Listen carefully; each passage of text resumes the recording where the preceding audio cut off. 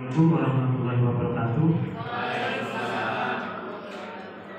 Puji, puja, dan syukur marilah kita panjatkan kepada Allah Subhanahu wa Ta'ala, karena pada kesempatan ini kita masih diberikan kesehatan serta kekuatan baik jasmani maupun rohani, sehingga kita bisa berkumpul di tempat ini, yaitu untuk mengadakan seminar dengan tema pengembangan budaya positif di sekolah. Sholawat dan salam mudah-mudahan selalu dilimpah curahkan Nabi Muhammad SAW pada keluarganya, pada sahabatnya, dan mudah-mudahan sampai kepada kita selalu umatnya. Yang terhormat Bapak Kepala Sekolah yang kebetulan hari ini tidak bisa hadir karena sesuatu hal, rekan-rekan guru dan staf SMPN 1 Atap 1 Pasomalang yang saya banggakan. Pada hari ini sesuai dengan apa yang sudah disampaikan oleh saya kemarin, kita akan mengadakan seminar dengan tema adalah pengembangan budaya positif di sekolah. Tapi sebelum kita memulai seminar ini, kita akan sedikit iring dengan menggunakan pengiring musik.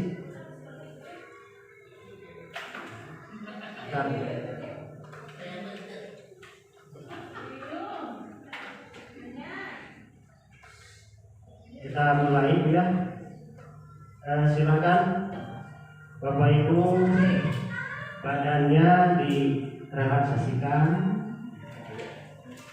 matanya dipejamkan, kemudian dahi juga biarkan menjadi rileks, jangan ditegangkan. Kelopak mata juga silakan direlaksasikan, jangan sampai tegang tapi dipejamkan. Demikian juga mulut silakan tutup bibir, diregangkan, direlaksasikan. Kemudian turun ke bahu, silakan relaksasikan. Lanjut ke tangan, ke badan dan kaki. Kemudian pikiran Bapak Ibu silakan dikosongkan. Bayangkan masa-masa kecil Bapak Ibu yang penuh dengan keindahan, bermain bersama teman-teman di sawah, di sungai, semua bergembira, tertawa, tidak ada tampak kesedihan, semua begitu bahagia tanpa beban. Pulang ke rumah kita disambut oleh orang tua, ibu, bapak kita yang begitu menyayangi kita. Dengan budayanya, dengan kasih sayangnya, kita begitu damai berada di pelukan kedua orang tua kita. Kemudian ketika kita bersekolah, kita juga begitu bahagia disambut oleh guru-guru yang menyayangi kita. Teman-teman kita juga begitu senang dan begitu bahagia bermain di sekolah tanpa beban, tanpa kesedihan, tanpa paksaan, tanpa sebuah kekerasan, baik kekerasan fisik maupun verbal. Beranjak dewasa, kita bekerja di tempat kerja, alhamdulillah kita memperoleh tempat kerja dengan situasi yang kondusif, punya atasan yang begitu baik, rekan-rekan kerja kita juga begitu baik. Kita setiap hari bekerja dan bercengkrama dengan rekan-rekan kerja dengan penuh keikhlasan, penuh kejujuran, dan penuh kasih sayang satu sama lain. Di lingkungan keluarga kita juga alhamdulillah kita menjadi keluarga yang bahagia, anak-anak yang soleh, suami istri atau ya suami dan istri juga yang begitu baik menyayangi kita. Terus kosongkan pikiran Bapak Ibu, bayangkan Bapak Ibu berada di puncak gunung yang begitu hijau, indah, suara burung-burung bersahutan memberikan kedamaian kepada kita. Angin sepoi-sepoi menghembus ke wajah dan badan kita. Alhamdulillah, kita adalah insan-insan yang bahagia. Demikian, Bapak Ibu, selesai.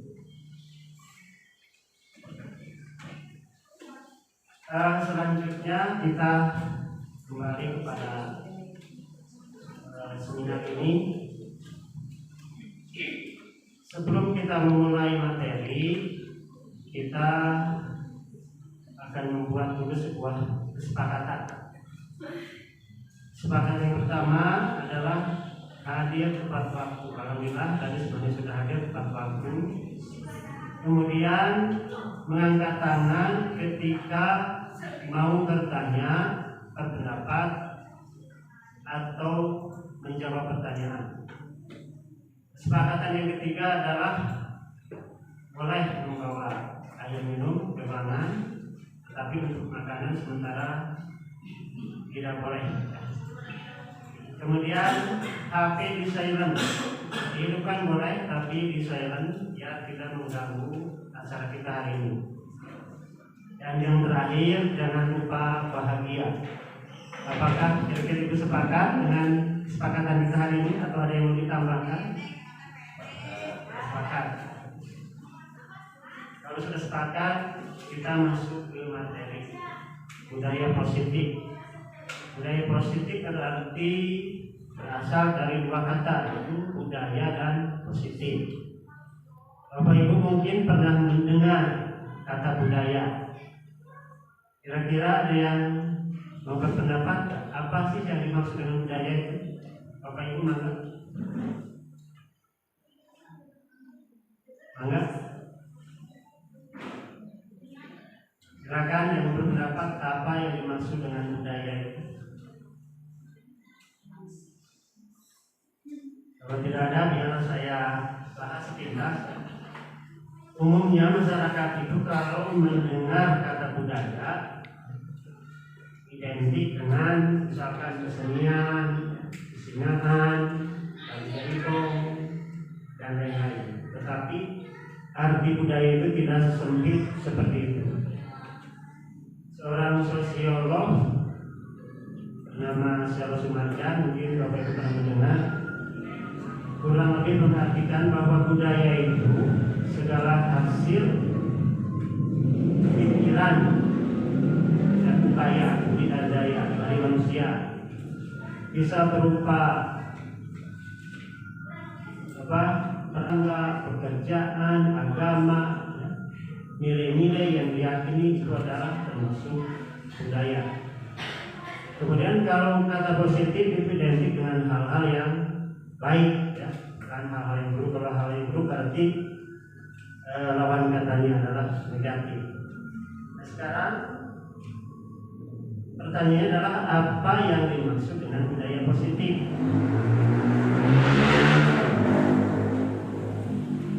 Khususnya budaya positif di lingkungan sekolah.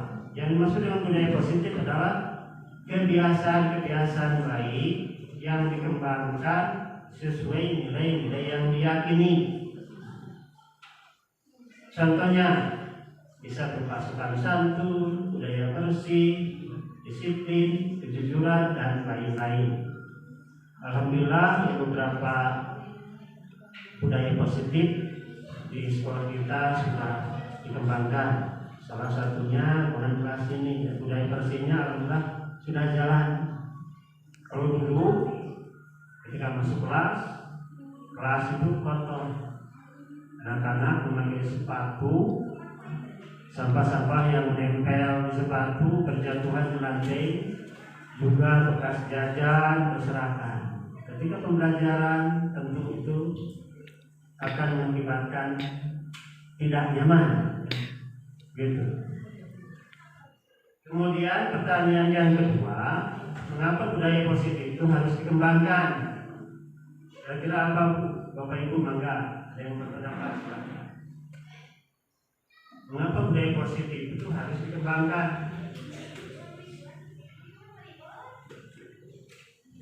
Alasannya mungkin satu kebaikan, jadi harus terus kan ada disiplinnya, ada kejujurannya. Nah itu makanya harus dikembangkan supaya ada nilai positif baik untuk kita maupun untuk siswa. ya, kasih hapus Bapak Ibu buat hitungannya. Terima kasih. Ya, saya sepakat. Jadi intinya seperti apa yang diungkapkan oleh Ibu Walis, bahwa budaya positif itu memang harus dikembangkan di sekolah agar tercipta suasana yang kondusif, tercipta suasana yang baik. Jika suasana kondusif tersebut tercipta, maka akan membuat ideal dan semangat kita akan terjaga, sehingga baik siswa dan guru akan bersemangat ketika melaksanakan pembelajaran. Mungkin akan sebaliknya, jika budaya positif tidak berkembang, dikembangkan di sekolah, misalkan budaya ketidakjujuran, misalkan kita sering kehilangan barang sekolah, kemudian kita nanya-nanya ke karyawan yang lain atau ke siswa apakah ada yang mengambil barang tersebut atau tidak, dan semuanya menjawab tidak.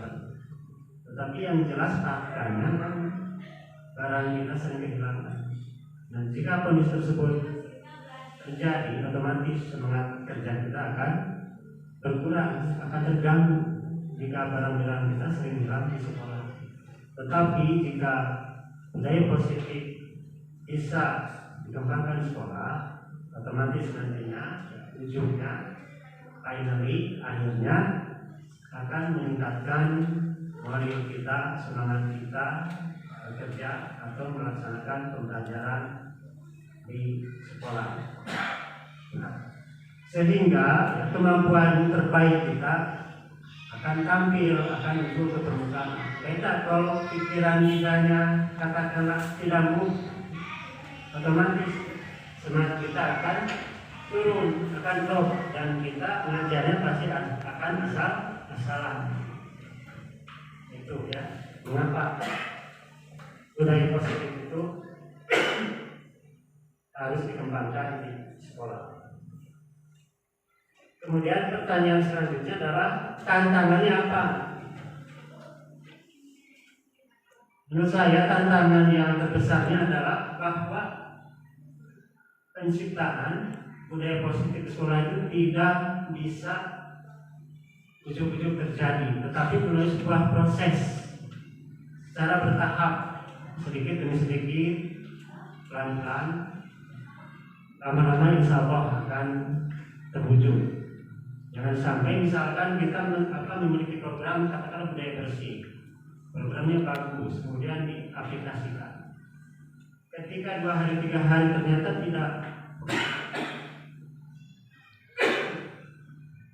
berkembang, kemudian kita menghentikan program tersebut. Satu persatu. Pertama, merubah paradigma kontrol. Ini berkaitan dengan teori yang diungkapkan oleh Dr. William Benson. Kata kuncinya adalah ilusi. Apakah Bapak Ibu pernah mendengar kata ilusi? Apa sih yang dimaksud dengan ilusi itu? Silakan. Ya, lagi. Bayangan, hampir mendekati. Bayangan, hayalan, sejenis itu. Berarti bayangan dan hayalan bukan apa? Ya, bukan kenyataan atau bukan fakta. Willem Daser ya, dalam teori motivasinya dia menjelaskan ada 4 ilusi itu di sekolah. Tapi ilusi itu adalah kesalahan persepsi, bukan kenyataan dan bukan fakta. Berarti adalah sebuah kesalahan. Nah, ilusi yang pertama adalah ilusi bahwa guru mengontrol murid. Bahwa guru harus mengatur murid. Murid tidak diberikan kebebasan. Bakat minatnya tidak diakomodir, tetapi diatur oleh guru. Kamu harus gini gitu. Ternyata itu adalah sebuah ilusi. Kalau kita fokus 100% mengatur atau mengontrol siswa atau murid, itu adalah berarti sebuah kesalahan. Yang kedua, ilusi bahwa penguatan positif, efektif dan bermanfaat. Nah, penguatan positif ini berkaitan dengan yang sering kita laksanakan, pemberian penghargaan. Ternyata itu juga menurut Willem Daser itu adalah sebuah ilusi bahwa pemberian penghargaan, hadiah itu sesuatu yang baik. Memang untuk jangka pendek itu baik, tapi tidak baik untuk jangka panjang. Mengapa demikian? Karena siswa akan ketergantungan. Bisa kita melaksanakan budaya bersih dengan strategi lomba kebersihan. Tiap minggu setiap kelas yang juara dikasih hadiah, misalkan sapu atau lapel. Terus ketika kita tidak memberikan hadiah kepada mereka, otomatis motivasi mereka untuk melaksanakan budaya bersih akan menurun. Jadi tidak timbul dari internal diri siswa, bukan sebuah kesadaran. Memang untuk jangka pendek dan kasus-kasus tertentu itu sah-sah saja pemberian hadiah, tetapi untuk jangka panjang katanya kurang baik. Jadi upaya kita itu harus memunculkan dorongan atau motivasi internal yang timbul dari siswa, kan dipaksa, hukum, atau tadi diberi hadiah terus bisa. Yang ketiga, ilusi bahwa kritik membuat orang merasa bersalah dapat menguatkan karakter. Ternyata kritik kepada siswa itu kurang baik. Itu tidak membuat karakter siswa kuat, bahkan katanya malah bisa melemahkan. Tentu kalau siswa agak dikritik terus sama kita, ya, jiwanya mungkin akan sedikit tergores, tersakit. Apalagi ilusi yang keempat, ilusi bahwa orang dewasa memiliki hak untuk memaksa murid. Kamu harus patuh aturan, kalau tidak patuh saya hukum, saya jemur misalkan, atau dihukum mengepel menyapu seluruh kelas. Nah, ternyata itu sebuah ilusi. Memang untuk jangka pendek siswa akan patuh, tetapi untuk jangka panjang itu tidak baik. Bahkan mungkin saja si siswa tersebut akan mendendam. Jangan-jangan suatu saat, ya, intinya adalah tadi belajar mengendalikan kita agar kita mematuhi nilai-nilai yang telah disepakati atau peraturan-peraturan yang berlaku. Selanjutnya adalah memahami motivasi, hukuman, penghargaan, dan restitusi. Kita bahas satu persatu. Motivasi apa? Motivasi ya semangat, itu dorongan yang memicu kita untuk melakukan sesuatu. Misalkan petani bekerja, dorongannya apa? Pasti dorongannya adalah dorongan karena materi, untuk memperoleh suatu materi agar dia bisa bertahan hidup atau survival. Nah, Diary Dosen dalam bukunya Restructuring School Discipline menyatakan ada 3 motivasi perilaku manusia. Yang pertama adalah untuk menghindari kenyamanan atau hukuman. Pasien bertanya, apakah ibu datang ke sekolah ini motivasinya adalah hanya untuk menghindari hukuman atau ketidaknyamanan, misalkan ditegur ke sekolah atau diomongin, dikomentari oleh rekan-rekan yang lain, apakah sebatas itu atau tidak? Atau yang kedua, untuk mendapatkan imbalan atau penghargaan dari orang lain, atau datang ke sekolah ini bekerja hanya untuk motivasinya hanya untuk memperoleh gaji saja. Atau yang ketiga, untuk menjadi orang yang mereka inginkan dan menghargai diri sendiri dengan nilai-nilai yang mereka percaya.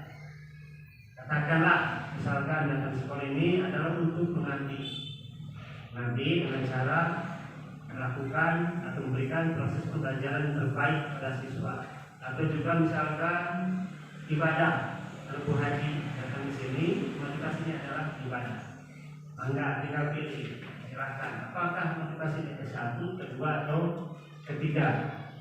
Demikian juga siswa datang ke sekolah itu, mereka apakah hanya sebatas menghindari hukuman atau hanya sebatas misalkan ingin memperoleh pujian atau penghargaan, atau yang terakhir karena mereka ingin menjadi pembelajar sepanjang hayat, mencari ilmu dimanfaatkan kelak buat mereka.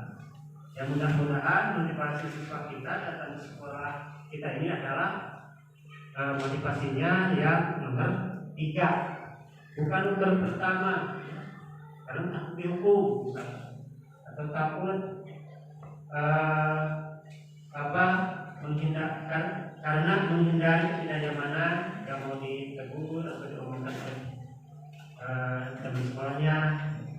Mudah-mudahan motivasinya adalah motivasi yang ketiga, mereka ingin menjadi pembelajar sepanjang hayat, yakni memperoleh ilmu untuk bekal kehidupan mereka kelak. Nah, selanjutnya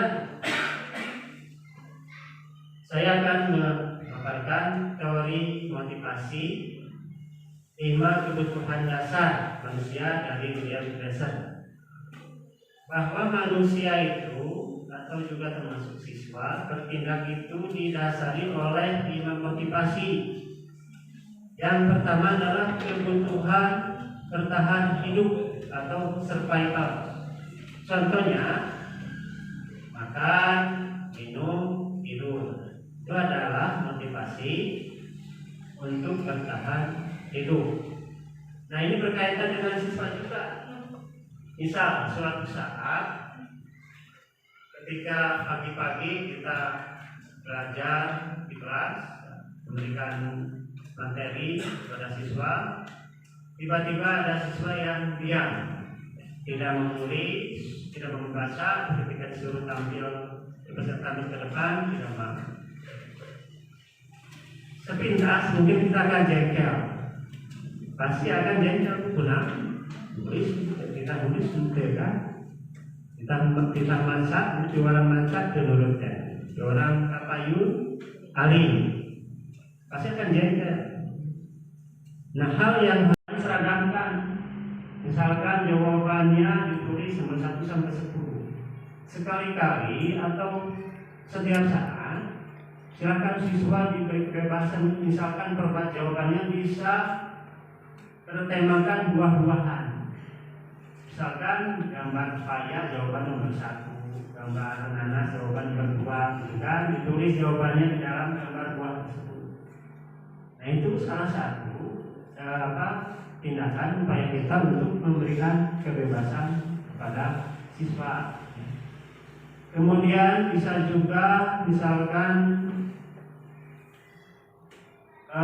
hasil tugasnya berbentuk PowerPoint. Kalau mereka mau seperti itu silahkan dikomodir, atau berbentuk video atau rekaman, ya apa silahkan diakomodir. Jangan seragamkan jawabannya berupa narasi, misalkan jawabannya 1 sampai 10, kedepannya usahakan seperti itu. Selanjutnya kita masuk ke materi, ini materi yang sangat menarik ya. Hukuman, konsekuensi, dan restitusi. Ini sangat berkaitan dengan kegiatan kita sehari-hari ya. Kegiatan kita sehari-hari di kelas atau di sekolah, terutama menghadapi kasus-kasus atau permasalahan yang dihadapi atau yang dimiliki oleh siswa. Nah, intinya tindakan terhadap suatu pelanggaran umumnya termasuk kategori atau berbentuk hukuman atau konsekuensi. Apakah Bapak Ibu bisa membedakan enggak apa itu hukuman dan apa itu konsekuensi? Maka silakan barangkali yang berpendapat.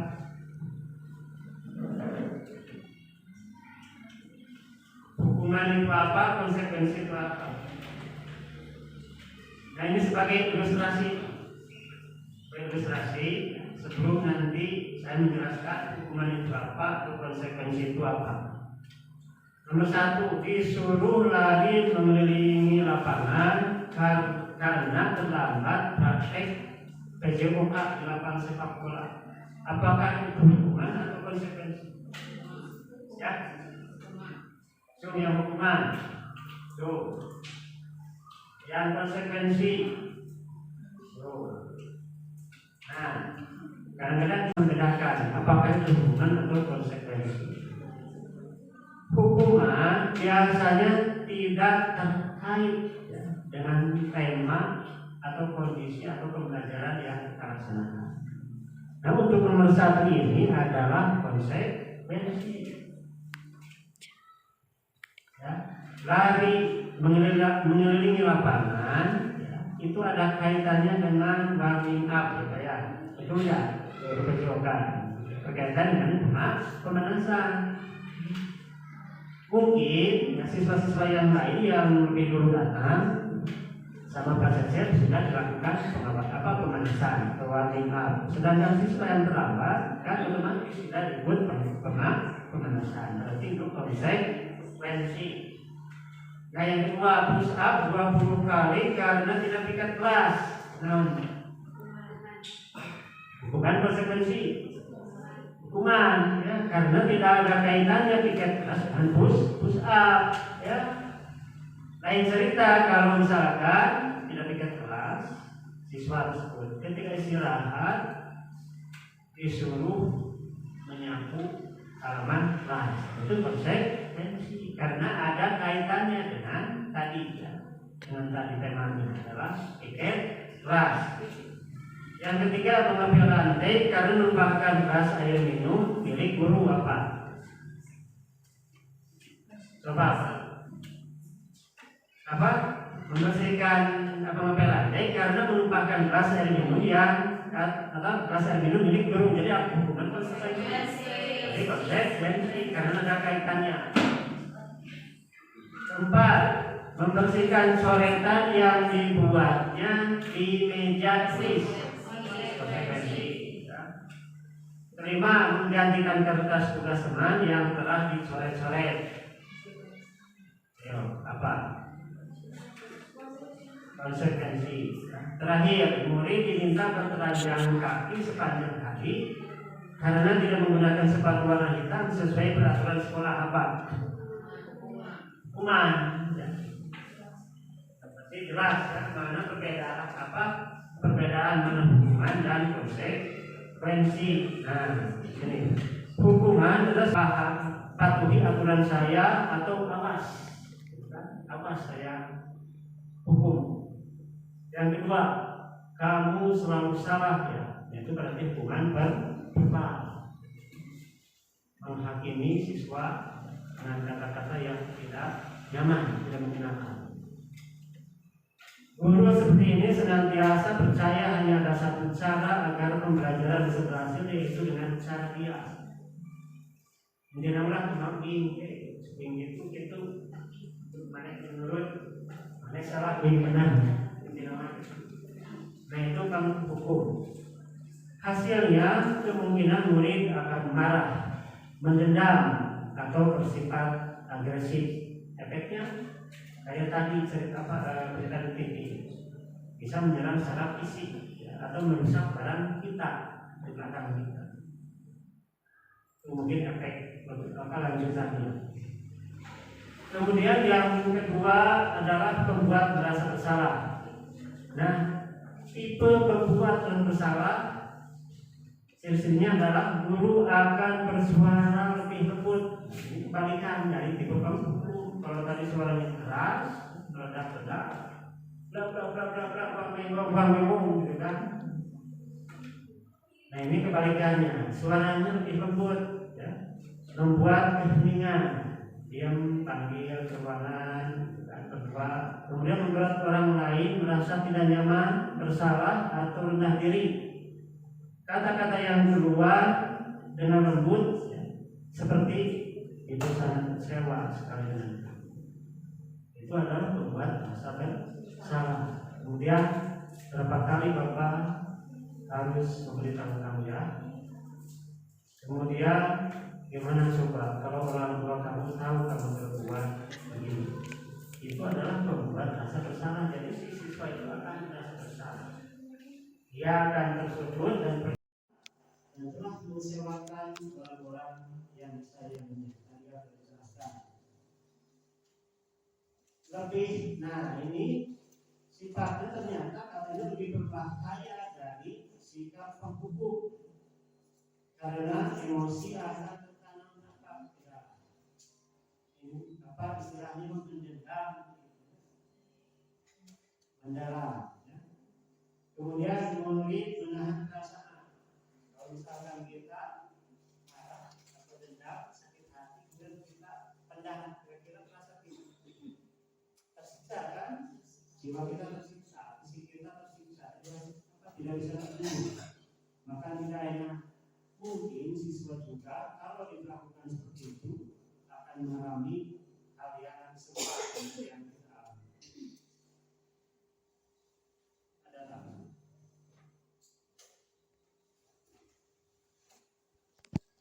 Berarti kita mencari tahu bahasa apa. Ternyata dari misalkan karena kesenggol, jadi marah. Kemudian kamu patut bangga pada dirimu sendiri karena kamu telah melindungi sesuatu yang penting. Dan terakhir, kamu boleh mempertahankan sikap itu, tapi kamu harus menambahkan sikap yang baru. Boleh marah, tapi kita harus mengarahkan siswa agar jangan berlanjut. Tetapi gantinya katakan misalkan dengan berdamai dengan sesuatu bersama atau menggunakan kata-kata bersama. Yang terakhir adalah menanyakan keyakinan si pendidik. Ketika identitas sukses tercapai dan tingkah laku yang salah telah divalidasi, maka Anda akan siap untuk dihubungkan dengan nilai-nilai yang dia percaya dan berpindah menjadi orang yang dia inginkan. Jadi tadi ketika dia katakan posisi salah, kalau kita pojokan, maka dia akan dilabeli identitas gagal, salah, dia gagal.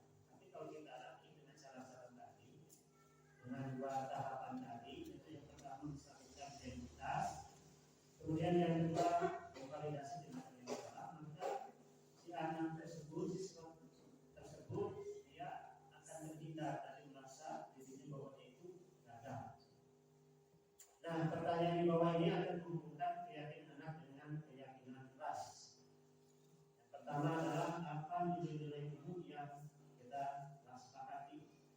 Nah, berarti dikaitkan dengan keyakinan yang keras yang telah disepakati atau yang telah disusun, yang telah dirumuskan. Misalkan menghargai orang lain atau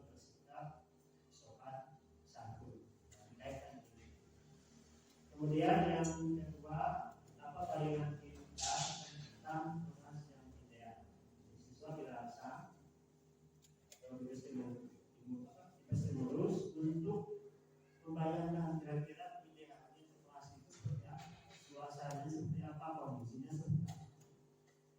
Terakhir, pertanyaan terakhir adalah kamu mau jadi orang yang seperti apa? Kamu siswa kira-kira inginnya seperti apa? Tentu kalau kita setuju siswa akan mengungkapkan hal yang baik. Otomatis kita harus mengarahkan mereka untuk mencapai kondisi yang mereka inginkan. Mungkin Bapak Ibu pemaparan materi dari saya ya. Dalam hal ini saya mohon maaf ya, bukan berarti saya lebih baik atau lebih hebat dari Ibu, bukan tidak bermaksud atau bukan bermaksud. Selanjutnya Ibu kita akan saya pengalaman terkait penanganan siswa yang memiliki masalah. Saya pernah menghadapi kasus di mana ada siswa yang mencontek pada saat ujian. Saya tidak menghukumnya, menegurnya, tapi mencoba menggunakan segitiga restitusi. Nah, ini sangat baik untuk menangani kasus-kasus yang biasa kita hadapi. Tadi secara teorinya sudah saya jelaskan. Pada saat itu ada siswa yang mencontek, saya biarkan dulu. Dia ikut ujian, saya tidak menegurnya. Nah, ketika selesai ujian, siang istirahat, saya memanggilnya ke ruangan kerja saya. Pun pada saat itu saya tidak menegur memberi hukuman baik fisik atau verbal. Saya menerapkan segitiga restitusi di mana langkah pertama adalah langkah menebalkan identitas. Pada saat itu saya mencoba mencari tahu bagaimana perasaan dia ketika mencontek. Kemudian pada saat juga saya seolah-olah saya merasakan posisi dia dengan mengatakan bahwa berbuat salah itu, kita tahu kan mencontek itu adalah salah. Saya mengatakan kepada dia bahwa tentu berbuat salah itu kan hal yang biasa, dan orang lain juga banyak yang melakukan hal tersebut. Kemudian juga saya menanyakan apakah mencontek itu suatu perbuatan yang baik atau tidak. Dan ternyata si siswa tersebut menjawab memang mencontek itu bukan hal yang baik, yang tidak harus dilakukan seorang siswa. Yang kedua, saya juga menerapkan tahap yang kedua, yaitu validasi tindakan yang salah. Nah, pada saat itu saya mengatakan kepada siswa atau bertanya kepada siswa kenapa atau baik Bapak Ibu, kita lanjutkan kembali acara kita. Sekarang adalah kegiatan refleksi. Maksudnya saya ingin mengetahui bagaimanakah perasaan Bapak Ibu setelah menerima materi ini. Ayo silakan, kalau barangkali ada yang mau mengungkapkan perasaannya, pendapatnya seperti apa, maka silakan. Ya, Bu, silakan. Refleksi saya terkait seminar hari ini adalah saya menjadi dengan yang kuat dan memberikan dukungan bagi siswa baik secara fisik maupun verbal karena mengingat efeknya yang sangat buruk kepada perkembangan siswa. Jadi biasanya memang sekarang ya pernah memberi hukuman ke siswa. Contohnya apa biasanya?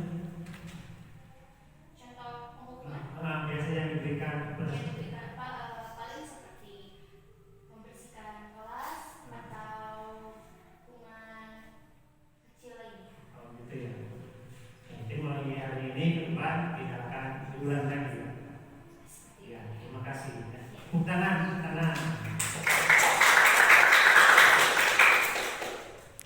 Siapa lagi yang mau merefleksikan perasaan berapa? Ya, silakan. Bu Imas, anggap Imas. Refleksi saya terkait materi hari ini adalah sangat mencerahkan. Jika selama ini saya menganggap bahwa pemberian hadiah kepada siswa merupakan hal yang sangat baik, namun ternyata hal tersebut tidak sepenuhnya benar. Ya, memang Bu, ya, hadiah itu untuk jangka pendek baik saja sih. Tapi kalau terus gitu kan, siswa akan mengalami ketergantungan. Jadi ketika hadiah tidak ada, nanti motivasinya menjadi kurang. Kan? Ya. Ada lagi?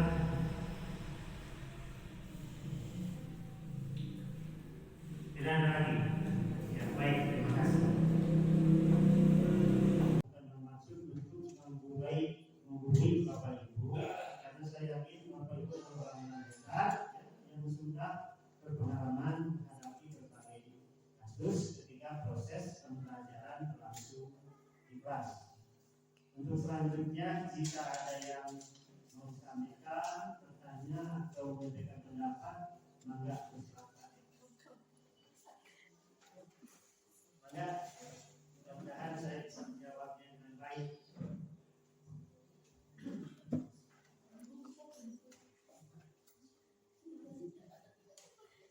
Ayah mangga Bapak. Ya video mangga. Pak, mau bertanya, misalkan jika kita menghadapi kasus di kita ya di sekolah kita, misalnya siswa yang sering terlambat, nah kita sudah menangani dengan segitiga restitusi ini misalkan, tapi masih tetap saja dia terlambat, gitu. Nah, bagaimana Pak cara menanganinya? Pertanyaan yang bagus. Terima kasih Bu. Jangan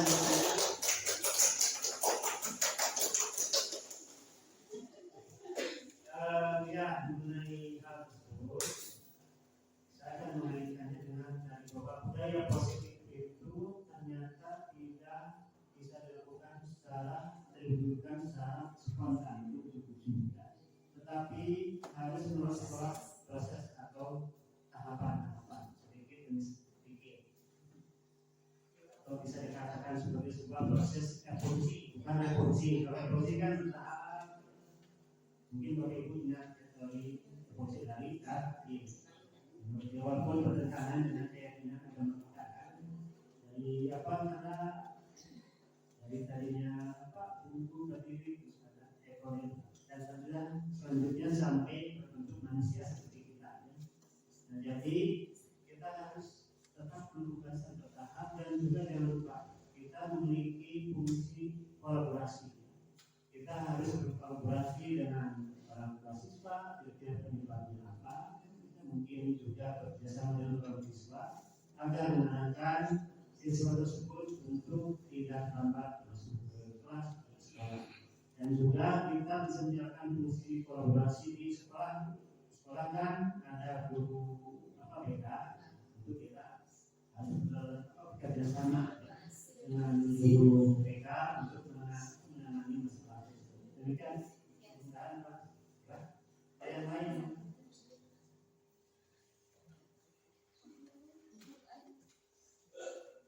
Dan keras. Kalau tidak ada yang saja, mudah-mudahan materi yang saya sampaikan ini bisa bermanfaat dan berdampak bagi kita semua, khususnya berdampak bagi siswa dan secara umum berdampak bagi sekolah kita. Dan kita mudah-mudahan selalu bisa memberikan pelayanan terbaik buat siswa kita. Saya akhiri saja. Wassalamualaikum warahmatullahi wabarakatuh.